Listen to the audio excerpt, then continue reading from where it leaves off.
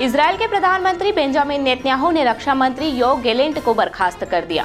Netanyahu ने कहा कि उनके बीच विश्वास की कमी थी जो जंग के समय में ठीक नहीं है। टाइम्स ऑफ इजरायल के मुताबिक विदेश मंत्री इजरायल कार्ड्स रक्षा मंत्री का पद संभालेंगे।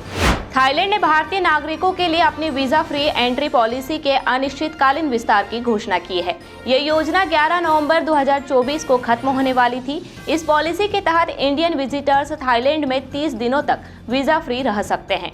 वीजा फ्री एंट्री से ट्रेवलर्स के लिए एंट्री प्रोसेस सरल बनती है, जिससे उस देश में ट्रेवलर्स बढ़ते हैं। विदेश मंत्री एस जयशंकर ने बताया कि चीन के साथ डिसएंगेजमेंट चैप्टर अब खत्म हो गया है। दोनों देशों की सेनाएं लाइन ऑफ एक्चुअल कंट्रोल से लगे देपसांग और डेमचोक के विवादित क्षेत्र से अपनी वापसी का काम पूरा कर चुकी है। अब मामला काफी आगे बढ़ चुका है। जयशंकर ने कहा कि डिसएंगेजमेंट पूरा होने के बाद अब दोनों देशों का फोकस डी एस्केलेशन पर होगा। जम्मू कश्मीर विधानसभा ने राज्य के स्पेशल स्टेटस को फिर से बहाल करने का प्रस्ताव पास कर दिया है। हालांकि बीजेपी विधायकों ने इसका विरोध किया और प्रस्ताव की कॉपियां फाड़ दी। विधायक वेल में जाकर नारेबाजी करते रहे। बिहार की मशहूर लोक गायिका शारदा सिन्हा का पार्थिव शरीर पटना के राजेंद्र नगर स्थित आवास पर लाया गया है।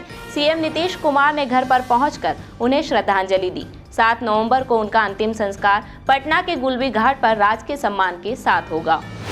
एनसीपी बाबा सिद्दीकी मर्डर केस के चश्मदीद गवाह को जान से मारने की धमकी मिली है। पुलिस ने बताया कि गवाह से फोन कॉल पर 5 करोड़ रुपए मांगे गए हैं। धमकी मिलने के बाद उसने मुंबई के खार पुलिस स्टेशन में रिपोर्ट दर्ज करवाई है। पुलिस मामले की जांच कर रही है। सुप्रीम कोर्ट ने कार के लाइसेंस यानी light motor vehicle licence holders को 7,500 किलो तक वजन वाली गाड़ियां चलाने की परमिशन दे दी है।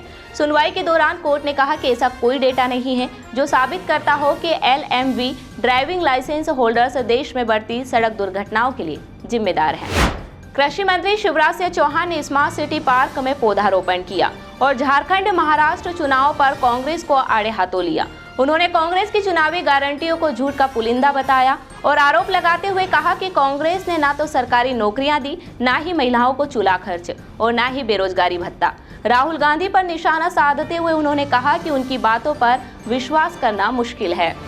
इंदौर से रेलवे की दक्षिण दर्शन यात्रा 16 दिसंबर से शुरू होगी, जिसमें 9 रात और 10 दिनों के लिए दक्षिण भारत के प्रमुख स्थलों का भ्रमण कराया जाएगा।